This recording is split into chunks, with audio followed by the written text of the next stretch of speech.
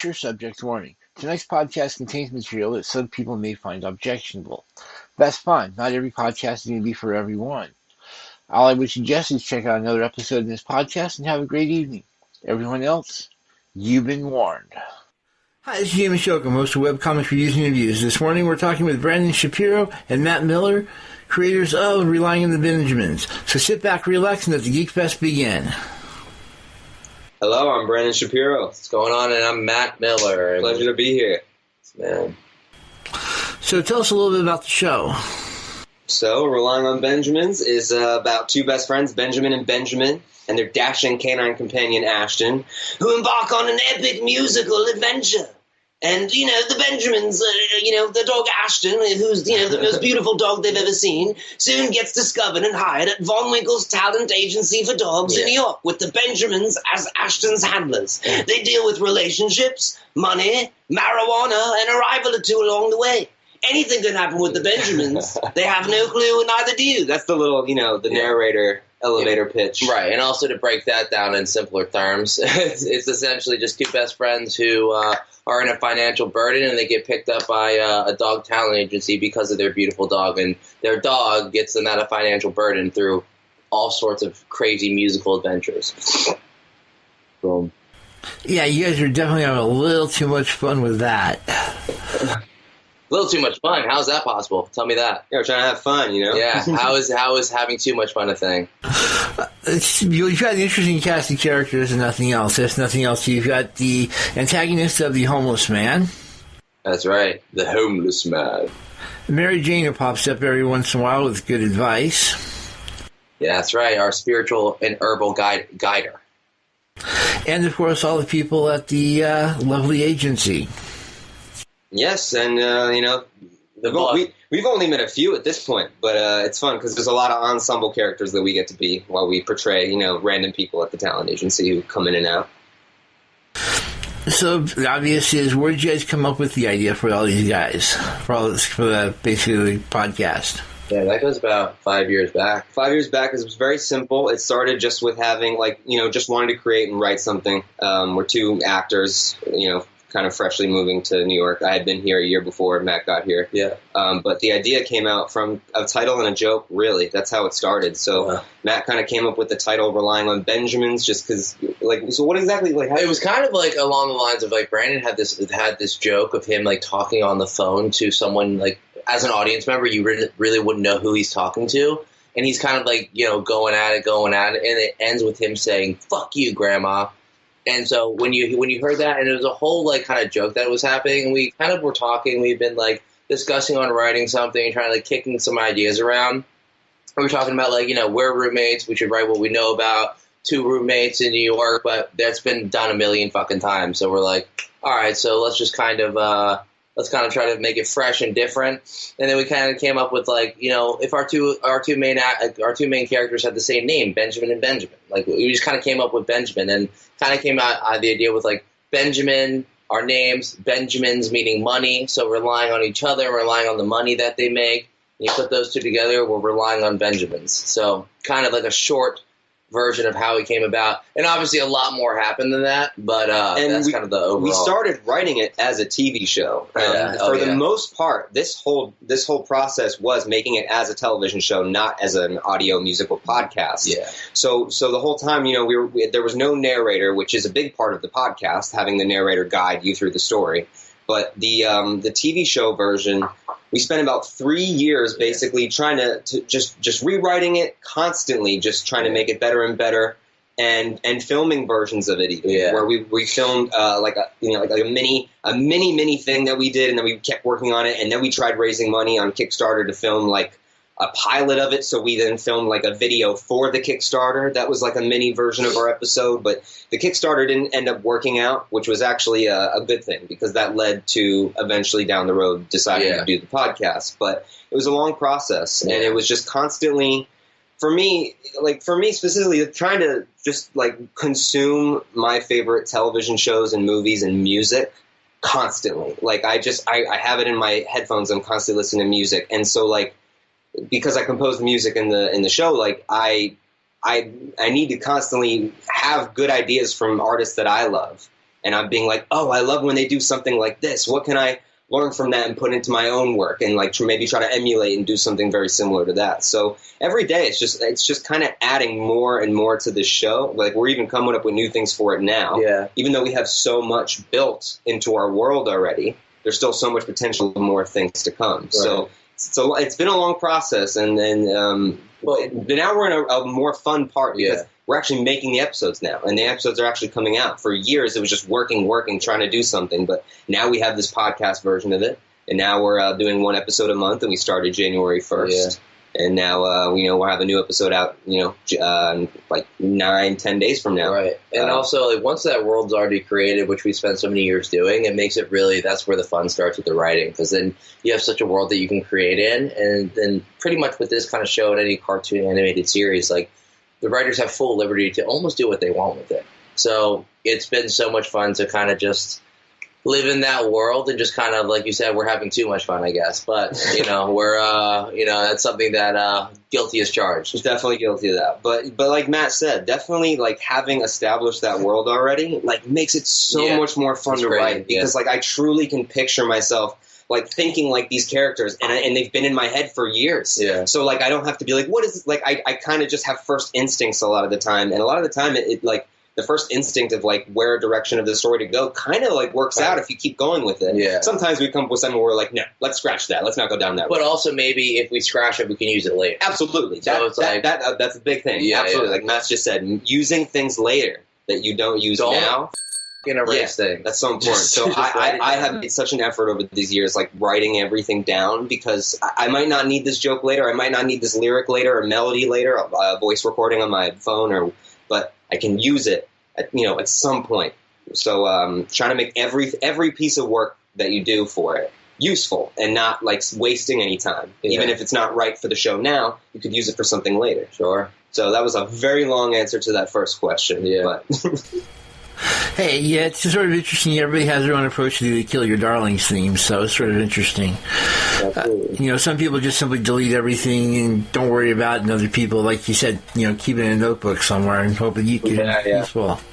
Yeah, it's just learning what's good for you, like if you need a notebook or if you do. For me, I'm a person who, like, I need to have a computer and I need to be able to organize it. So I use Evernote, this just note-taking app that's been I've used it since college, but it's been very useful for me, because I can just stay super organized with like folders of the world. Like these are all the staff members in this world. These are the dogs in the world. Like just pages of anything that could help organize the show. Yeah. Okay. When you guys sit down to write something, what's your process on that? For the most part, so when we sit down to write an episode in the past, so Brandon does, he's on the keys for the most part. Brandon's typing away, and we're kind of just sitting in the same room, kind of just, working off each other, kind of doing a lot of improv and just talking. And then when we're writing scenes together, it'll be just, honestly, it'll be, we'll sit down and we'll just do a scene, we'll just kind of speak it out how it would sound. And then while we're speaking, Brandon's just kind of typing away in the sense of getting what we write down, kind of throwing up on the page, and then cutting back. So it'll be and then when it comes to the music, because of this show, it's Brandon, he does the music and he composes all the music. And then also what you hear on the podcast is all completely produced by him. So there's a very specific formula to write for this kind of show, because it all ties into the music. So it's all very quick paced. The only time it gets wordy is when the narrator's speaking in Von Winkle, pretty much, because it's all it all is adding to the story. But it's very much along the lines of us kind of sitting in a room together, doing what we got to do, kind of working off each other. And then, Brandon's on the keys just typing away there. And we're just kind of, we're just letting our ideas flow. We're not erasing anything. And then when we do erase it, we cut back and we kind of chop up all the fat there. For sure. And especially when you're just trying to get your ideas on a page, I'll know I want I want my character to say this sentence at some point. Yeah. It doesn't, I don't know where in the episode, but I know that's a great thing for him to say. Just having a moment where he does this. Yeah. And then maybe building the entire episode just around that. And that moment could be so unimportant in the episode, but that's at least how you start somewhere. Yeah. And it's kind of like Matt said, throwing up on the page, just throwing out sentences, throwing out an idea. Oh, I want Carl Sala to do this. Yeah. Oh, I want the narrator to say this. Right. Oh, I want Amber Santini to come in and do that. Just and just knowing, okay, like then we kind of do this, and then maybe this scene will come before that, and then pretty soon you have like, still it's very messy, but you're starting to have pictures of things blending and folding together. And also kind of going off that again is like, it always helps for me, and I'm sure for us, honestly, to have an ending to your episode, and also the beginning of the next episode. So when you end an episode, it's like you have a place that you're writing towards, and then you have the beginning of the next episode, so you can kind of make that make sense into it. If you're making like a long kind of a story, like a longer story that we're making for Relying on Benjamins, it always helps to kind of write towards an ending point. Rather than just like writing for the shits of it, like shits and giggles. It's like you're writing for an ending specific point, and then you're able to make it make sense along the way. And especially with like the world building that we've done, you know, there's like you can put just Easter eggs in episodes and just things that, you know, like this will be an episode 16 episodes from now. Yeah. But I'm going to drop this little thing in there to show you that we've been planning this, and it doesn't need to be a big part of things now, but like at least just showing that like nothing is like by accident. We're very careful about the things we put in, and like and for me like also talk about the music. When so the music too. Like for me, it's such a different process too, because I'll spend like so much of you know of making this is me just sitting, spending hours and hours like composing these things, which is its own thing. But then besides that, then trying to piece it all together, I'll see certain parts in scripts where I'll be like, you know what, like this whole scene right here, this could be hilarious sung. And then I'll be like, now I'm going to give myself like 3 more hours of work because I see potential to make this one moment better. And now I want to compose all this extra music and like make this now like a musical moment. And then I realize, oh crap, my software's glitching. I have to now remake this entire thing. So it's like, it's also learning to do so much work so you can do your work. There's a lot of, I'm dealing with so many files composing all these things for the music that like, I'm so thankful if 997 of them work and 3 of them are glitching. That's great. But like when you're dealing with like thousands of files, like, you know, it's not going to be perfect every time. Yeah. So sometimes I'll spend a lot of work on things that I've maybe been slowly building for years, and then like I'll have to redo it. That actually happened to me this month with one of the major songs in the episode. Been having to spend a lot of time just redo the work I've already done, but that's part of it. That's part of where I am, and that's just part of how the software is. And you know, I'm fine with doing those things because I get such great golden moments from like a moment where I know, oh my God, like then we're gonna have a musical scene with this thing happen, and then I can start picturing it, and then like when I get those things that come to me, it makes it so worth it. It's just like, oh my, and then I just get so inspired to like start working on a scene and just spend all my time in it. So sometimes the hours fly by, sometimes it can be a little more stressful, but in the end, it's a crazy process with so many different elements coming together to make the show that you listen to. Yeah. Cool.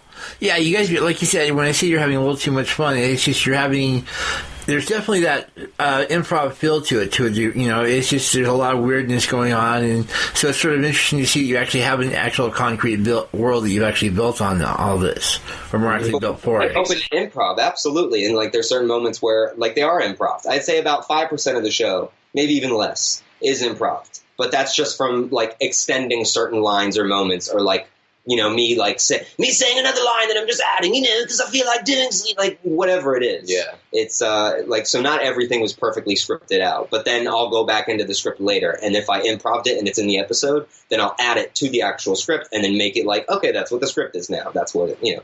So we got to be open to that kind of things. Sure. That kind of stuff. Strictly on the trivial side, when you guys use the script format, do you have an actual set format to it, or is it just pretty much whatever comes up? You mean like in the sense of writing a script in like a standard like cartoon or animated like script format, or like? Oh yeah, basically. We kind of have our own. Like we stick to like we use the similar font, the Courier font. Like that's what I think the actual format uses. Courier New or something. And we keep it all in the middle, like normal scripts do. Yeah. And you know we have our character's name in caps. Right. But a lot of times we don't use like interior, exterior, like because setting the tone. No, none of that, because the narrator will deliver all the information you need to know for that. Yeah, and also it's like those kind of scripts are like really crucial for like filming. So, like, you know, the film, like, director and everyone can know, like, we're all on the same page. But when we're making this, and it's just for us because we're making it. Now, granted, if this were to turn into, like, a cartoon series one day, then we'd have to probably go back and do some, like, readjusting to stuff. But, like, just for the purposes of making the script functional for us to, like, have it work for the episodic musical podcast, like, now we kind of just do whatever we want with it. Okay. Yeah, it's also, I noticed you guys use, shall we say, an unreliable narrator. Is that on purpose or on happy accident? You guys use a decidedly unreliable narrator. Unreliable, yeah. That's totally us. Yeah, very on purpose. Yeah, it's totally on purpose. It came from just like when writing, improving with things, and then like just being like, oh, well, that'd actually be really like adding to the line that was written and being like, well, but he certainly wouldn't want to do that because that'd be freaking stupid. And then being like, well, wait, that'd actually be funny if he said that into the show. And then it kind of just like, it made us laugh. That's the thing is like, for right now with what this is, we're writing for what we think's funny. Yeah. And like, if that's like, and that kind of came across with like, Brandon was like, we were recording one night and Brandon was doing some, like, doing the lines and also like kind of like, he coughed and kind of like, excuse me, and just like went on and kind of. Oh yeah, in the first episode when I go, okay, something about, excuse me, and that was actually a cough. Like I was actually coughing. I was redoing my line, but it sounded funny to keep it in there because the narrator is unreliable. He doesn't know what's going on. He's not perfect. His information isn't fully backed up. I don't get paid enough for this, man. Yeah, he doesn't get paid. You know, he's just doing his best. Right. So it definitely is all on purpose in the sense of, and that's kind of what we're talking about. Like 5%, maybe less of it is improv in the sense of, like we're just kind of having fun, spitting on the mic, and then from there it's just like we'll take and chop what we have. And then I love working on this show. So like during quarantine and stuff, like it was actually I got a lot of work done because I was just having a lot of time, and I actually wrote a few episodes like on my own. That like I was like, oh my god, this would be awesome, and this would be awesome, and then I bring it to Matt, and then he puts awesome ideas into it, and then it's like so. There's no perfect process where it is, but there's so many cool ways that like we can still come up with an episode with this show. Yeah. So it's like and then it'd be cool maybe even one day to like. Then we have a team of writers working with us, and like now we have like a bunch of different people's brains on this. Like right now, it's still pretty much like two brains on this. Yeah. And then we have Hartley, who plays the character Harvey Blurk in the show. He'll throw some ideas out as for two that are great, and he'll help improv and stuff like that. Yeah. How thick is the Bible on this? I mean, is this pretty much a thing in Evernote, or do you guys actually have a? So so over like pretty much over the 4.5 years, I mean this thing is huge. I have file after file on Evernote of just different things. So okay, I mean, so if you were to break it down, the Bible is, I mean, it's massive. It's massive. So right now, we like besides the 5 episodes that are out, I have concept script plans for up to episode 70, and then I have. In between those, pretty much up to episode like 20, like actual scripts written for it. Yeah. And then I have, let's see, I would say this is like 150 scripts that could be episodes that you can kind of fit anywhere into the story that are like, okay, maybe this will be like 100 episodes later in the series. Because I'm not just planning to write a show with Matt that's like, oh no, this is going to be, just a couple year thing. I'm like going like, all right, if we're going to make this the best thing ever, it needs to be like 30 years worth of material. It's like very like Simpsons. Like I feel like very kind of like because they've been making shows for 30 years plus, The Simpsons, and they're one of the best shows ever. But like it can be done with with the right attitude and the right team of people or the right drive. Like, and then besides those, I do have honestly, which are more important than those, folders of band names, artists, and songs that are in the universe that are like fictional bands and artists. I have fictional books. I have a page of fictional businesses and commercials. I have a character list. I have a folder about what the Benjamins did in the years before. I have a folder about all the international dogs of the world that are not just at the talent agency, like the #1 dogs everywhere. I have stuff about the city of Clydesdale, the fictional city that we created, which is like the best city in the world, which you'll keep finding more about in the series. There's just a lot. There's a lot. There's a lot. And like, I need all these things to write it. And like, I love using that because then any moment I can just go into it and pull from it. Oh, this thing froze. Hold up. Some of the stuff that's sort of been interesting has been stuff like is there a reason you basically have the cursed building with the landlord who dies every so often? Yeah, we do. There is a reason. But there are certain things we don't really want to give away right now. We want you to think, is there a reason? Like, that's what we want. Yeah, so there's a big reason, actually. But that's something that we're definitely not going to talk about. Yeah. But if the narrator would say, don't worry about that too much, just keep listening to the rest of the story. Don't think about, the landlord. Just keep having fun with it. Yeah. But yes, there is. And that means if you keep listening, you'll definitely find out. So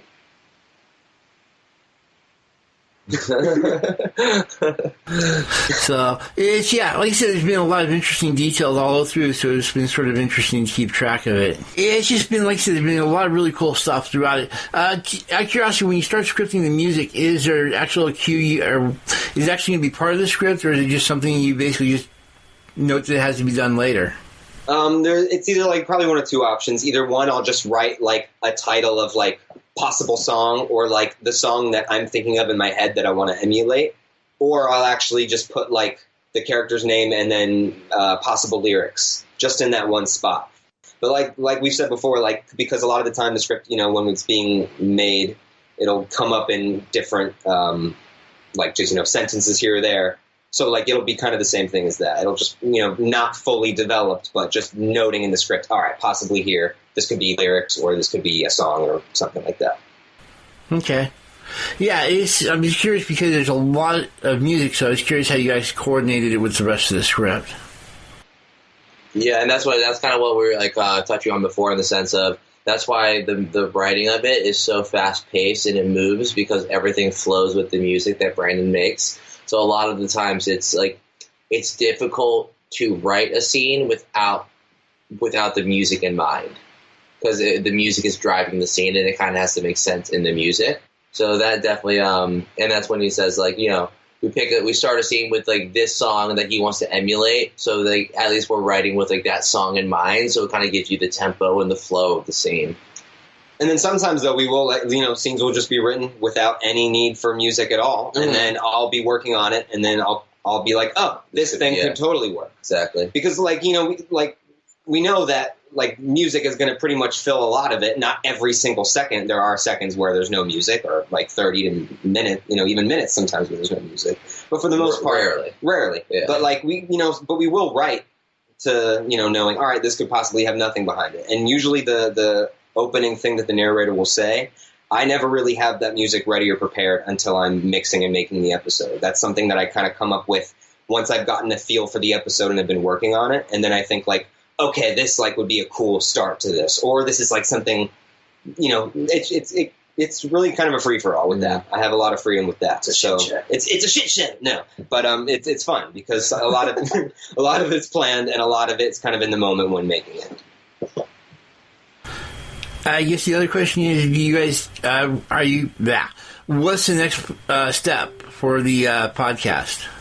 Sure. Well, again, so kind of the whole thing with creating it into a podcast was for people to hear it, obviously.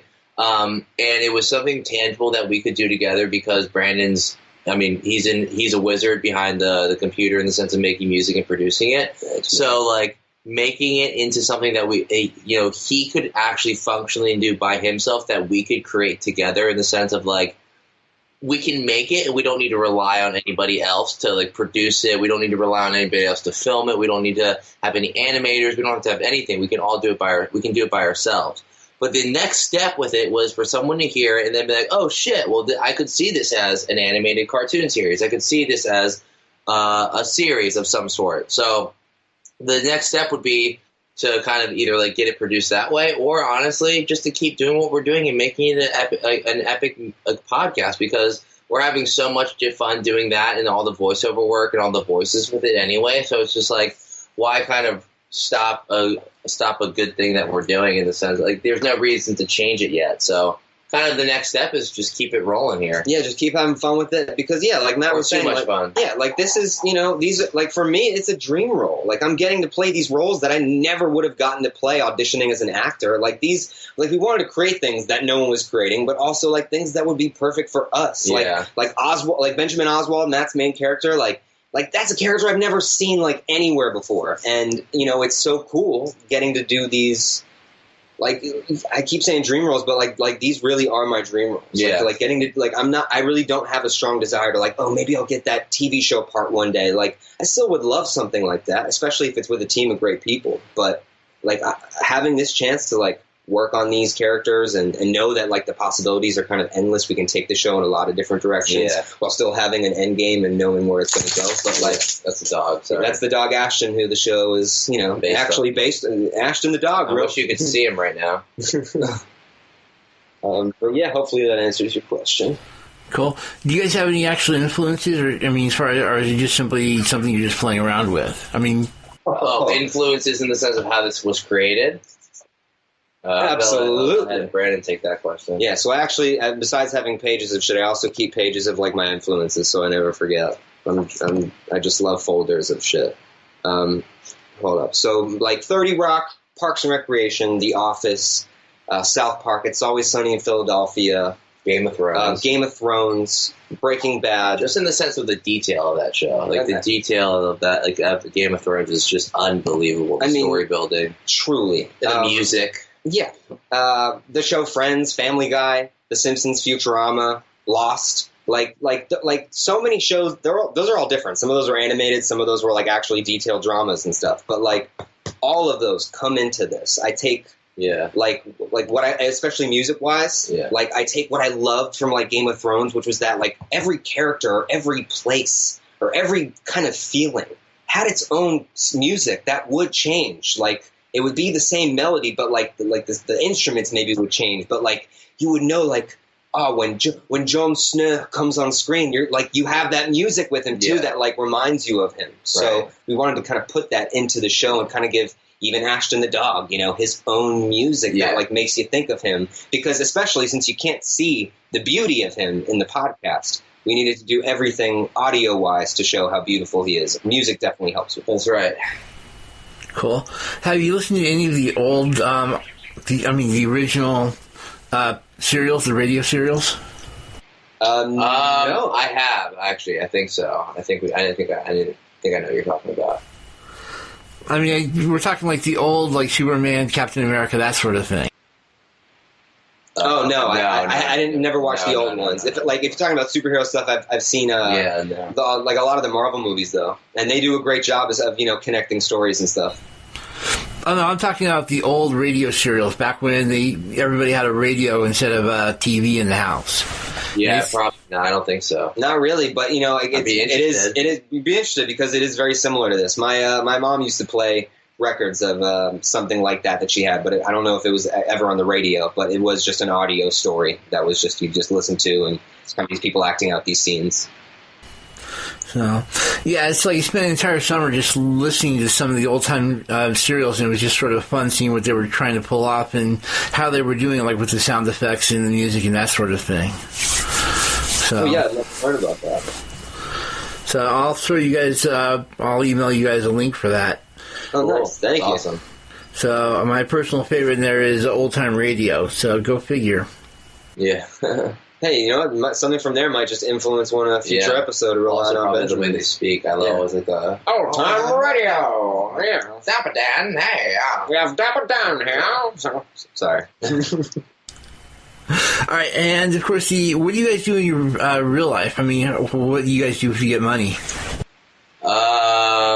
So I do, for a long time, I was doing some bartending, just keeping my head afloat doing that. I grew up in the service industry. My parents owned a restaurant growing up, and also they did like a lot of real estate, so I was kind of always involved in the restaurant industry. And then since I moved to New York, I've been doing that, and before I worked in the service industry here, I was doing like on-end jobs, like I helped, like I was tutoring a kid. I helped like random shit on Craigslist, which was sketchy. But then I found my bartending job that was good. And other than that, just try to stay as aside from writing and creating, just try to stay as active as possible. Just get outside, get in the woods, do some hiking, that kind of stuff. Other than that, just trying to keep my head afloat in this crazy city that is New York. And then bouncing off that, I was serving and bartending at a very small bar, nothing like Matt's, but it was I worked there for like 2.5 years. I had a bunch of other jobs. I was at like Hard Rock Cafe for 6 months. I was at a nightmare. I mean, yeah, I don't want to say anything bad against Hard Rock, but they did. They did. You know, it was not the best. It's cool. I don't want to go on a podcast and slam a company. But, no, Hard Rock's great, man. Go eat there. Yeah, go eat at Hard Rock. Times Square. You don't want to miss it. No, but I worked at a few other places. But growing up too, I was a camp counselor for many years, and then I was a teacher at the camp, like a theater camp, where I spent a lot of my life. So that was really fun. Yeah. But, yeah. Those were my money making jobs. Yeah, and then always trying to still do theater and stuff. Like we both went to school for we went to the same college, and Brandon went to school for musical theater, and I went to school for acting. So still auditioning here in the city for Oh yeah, so the plan to be actors and make money from that. But in order to be an actor, you have to spend a lot of time working and not acting. Yeah, exactly. Yeah. Which is the worst thing about it. And a lot of people who call themselves they go to school, they get a degree in musical theater or acting, and then they go and they come to either, here, LA, Chicago, New Orleans, wherever the hell you're going, but you're just waiting around for people to audition you. You're just waiting for people to call you in. You wait to get an agent. And that was something that, Brandon and myself just never were about. So we kind of just decided to make our own material, and that's why we created Relying on Benjamins, was just proactively just making our own stuff. And then aside from this, we do a lot of filming, we do a lot of sketch comedy, we do a lot of other stuff, live action, that we just like to be in film on camera and just kind of get going as much as possible. And for the most part, I'm like always listening to something like a podcast or music, and I'm always making music. Like if it's not for Benjamins, I have a hip hop electronic album that I made. I spent like 4 years working on. I have another album coming out. I'll probably release it next month. Honestly, that's in the back burner in my mind. I'm so focused on Relying on Benjamins that like thinking about like releasing an album is not even that big. Like it's not a big thing to me anymore, because sometimes I'll spend like years and years working on something, and then I'll get into another project, and then I'll be like, oh yeah, this thing I need to release. So it's like 6 years ago that I started my second album, but now I'm so focused on Benjamins that like it's all kind of fallen to the back burner. Yeah, that's just all been in the back burner. But still there. Still there. But yeah, so a lot of time I'm spending my time making music in all forms and trying to learn. Like I'm trying to always explore genres and, just things that I love jazz, and I never used to love jazz at all. But now, because I'm trying to get better at it, I want to put a lot of jazz into Benjamins more and more. And then trying to put my own spin on it too. So spending a lot of time listening to music. Love music. Cool. If you guys do that, you guys have a YouTube channel or just the Relying on the Benjamins podcast? No, there was a YouTube channel, but I tried promoting it on other videos, and I worked really hard doing that actually, and then it got taken down because I was violating the terms of service. Yeah. I was not supposed to be commenting about my podcast on like Family Guy videos, which I did because I thought people watching Family Guy that hey, they'd like this podcast. Right, but also like right now, yes, there is more content's coming out on the YouTube channel for sure. Soon.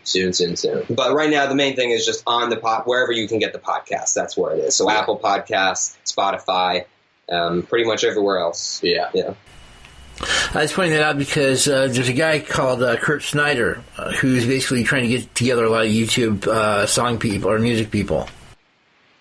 Oh, okay. I'll definitely look that up. Kurt Snyder. So he does a lot. They do a lot of covers with a lot of, I want to say, B-listers, like Sam Swee, that sort of thing. People you've seen in movies and TV all over the place. Great. I'm sorry? He's great, though. Sam Swee? Oh, yeah, he's incredible. I mean, a lot of the people that show up in the Kurt Snyder videos are absolutely, just really great stuff to watch. For sure, I'll check those out. Thank you. So, and also, if you considered voice acting, because I think you guys would be great at it. I mean, we're doing it. We're living it right now. So, people hear this and they want to use us for something else. Here's our resume. I mean, hell yeah. Voiceover work is a dream. Absolutely. So that's kind of what we want to do anyway. Yeah, so this is our resume for it, Like, if you like the things we're doing on this, hire us for whatever project you want. Yeah, here's our reel. Yeah. We'll give you the whole show. So, and like you said, you definitely, I can't believe you guys have that thick of a Bible. It's just sort of outrageous. Yeah, well, I mean, also it goes to say that just constant, just the constant work of chipping away at something and not let it, and again, writing everything down. And Brandon again does a fantastic job with like organizing everything on Evernote and keeping it. So the Bible wasn't made over a week, a year. It's been like 5 years. Yeah. It's 5 years of making this thing. So it's like, yeah, it's outrageous, but it's not outrageous in the same sense because of how much work that's been put into this show. Yeah, and it's like funny because when we use it, it's so quick that you need to pop into it sometimes, but it's so necessary because you'll be writing something and you're like, oh damn, what's that dog's name of this handler that's at the Lester Persnickety and Oliver Snagworth client? Oh, there it is. There we go. And then you know that like, okay, continue like making the story make sense. Yeah, it's airtight. Yeah, didn't mess anything up. Yeah, there's no holes. Yeah, I don't want any holes. Trying to work as hard as we can to make sure there's no holes in this story. We don't want any Starbucks cups. But, if there's a hole in the story, the narrator could just be like, oh, totally messed that part up. No, that didn't happen. So that's why, like, the narrator's great, too. These writers suck, man. Yeah, because as hard as we're working on this, like, we're all, like, not perfect, so there could be mistakes to be made. But the narrator there's not. But there's not. But the narrator can help fix, any of those moments. Do you guys have actual show notes on this, or do you just simply keep, general track? I mean, how do you basically keep track of the chronology? It's all in the Bible of the show. Yeah. All the separate notes on Evernote.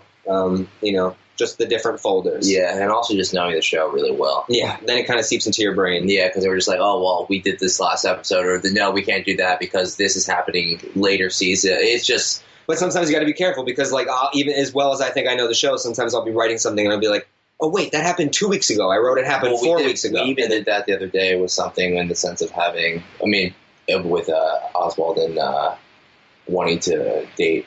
Okay, but it happens. So it happens. So we can't do that because of this reason that we're not going to. But yes, it happens all the time because there's so many moving parts in the show that it sometimes we forget something that we write. So the Bible is extremely useful. Mm-hmm. Yeah, I mean, don't get me wrong. I keep I've got to a point where I've actually, some cases, done some really extreme Bibling myself. It's just sort of interesting to see somebody. Basically, as bare bones as your show appears to be, it's sort of interesting to see how much depth is actually beyond just what you're seeing. For sure, absolutely. Yeah, that's our goal. It's the fact that we want everyone to have no clue. Yeah, and like it took me 5 times to watch Game of Thrones before I knew what was happening in it. But like that 5th time, I was like, oh my God, that's okay. All right. So like, I think that might happen with this show. People might like it and they might be like, oh yeah, let me listen to that like thing again. And then they'll be like, oh, I never noticed that. And then they'll be like, oh wait, I never noticed that either. And then I feel like they might be like a 3rd time. They'll be like, oh wow, there's so many things I never know. I think there's just so much detail in it that I think it'll be a fun little adventure every time you listen to it. And especially when you're listening to something and you're not seeing it, so it's going to be harder to understand it. Yeah, so like the goal is to one day I want to put out, all the scripts from this and just release it with the podcast so that way, you could read it as you follow along and really, have everything in front of you, which I think will help people. So I guess that brings up the other fun part. Have you guys got any plans for merchandise yet or anything like that? Oh, yeah, absolutely. Yeah. We're not there yet right now because we don't have the money or, because we need to just keep focusing on making the show as great as we can. Yeah. And then when we're at a level where it's like we have kind of an audience established, like, then, be ready to, but like all these fake companies and bands and like. Mainly Ashton. But like Ashton, like, yes, I should have said that first. Yeah. That's my bad. The Ashton merchandise is really what it is. Yeah. Like, make like the star that the logo of the podcast is for now, like with Ashton's face on it. Like that could be on t-shirts and stuff. But like, we like, there's so many different things that we can make. But a lot of my ideas are like t-shirts and hats. Yeah. That type socks. Yeah. Socks. With some 6 socks. Maybe some pajama pants. Yeah. But nothing crazy, at least as of now. Yeah. Merch is kind of, it'll come when we're able to do it. We're not really too focused on that right now. Maybe 30 years down the line, a whole theme park based on this show. But yeah. That would be scary. It would definitely be scary. No, it would. There'd be the ride. I'm picturing it now. It wouldn't go well. So. It would be great. The homeless man ride. Yeah, but never come off. Having to keep regulations of safety concerns. It's a whole. Oh no, we wouldn't have anything to do with that. No, we would just give them an idea and run. All right, so if it's run perfectly well, then yeah, I'm all for it. I can just see you guys having a can you survive being a landlord at this place ride. Yeah, that's great. That's awesome. Honest, I don't do this. You guys do any graphics yourself, or is just you basically just playing around with it right now? I do a bunch of graphics myself, not specifically for this show, but I spent a lot of my life like making animations on the computer. Because I was very inspired by my favorite cartoons like Family Guy as a kid. Like I would pause Family Guy and like study a certain character and like try to draw it. I got really good at drawing Peter Griffin's head. So in high school and college, if I was ever bored, I'd just walk into the classroom and draw. So so I spent a lot of time working with that, but nothing specifically for this show though. Yeah. But that's definitely something I want to play around with. All right. And I guess we might as well do the whole. Any final thoughts? Anything we haven't covered you guys like to mention or anything like that? I think we covered every possible thing we could about this show. As long as you have anything else you want to ask, I think it's pretty much what Relying on Benjamins is. I think you got a pretty good understanding of it. Okay. And, of course, the obligatory go ahead and plug. Sounds great. You can find Relying on Benjamins, created by myself, Brandon Shapiro, and myself, Matt Miller. You can find it on Apple Podcasts. You can find Spotify, whatever platform you listen to podcasts on. Go ahead and check it out. If you're bored on a car drive in quarantine, it's the perfect podcast to listen to. Absolutely. Just binge that. We got 5 episodes right now. Episode 6 comes out June 1st, and we'll have a new episode the first of every month. They're about 25, 30 minutes each. And then also go follow at Relying on Benjamins on Instagram. And then follow our personal accounts, too. You'll actually get more posts on there, because the Instagram for Relying on Benjamins is a work in progress. But my Instagram is at Brandon Shapiro. And mine's at Matt O. Miller. So check us out. Cool. It's been great having you guys on.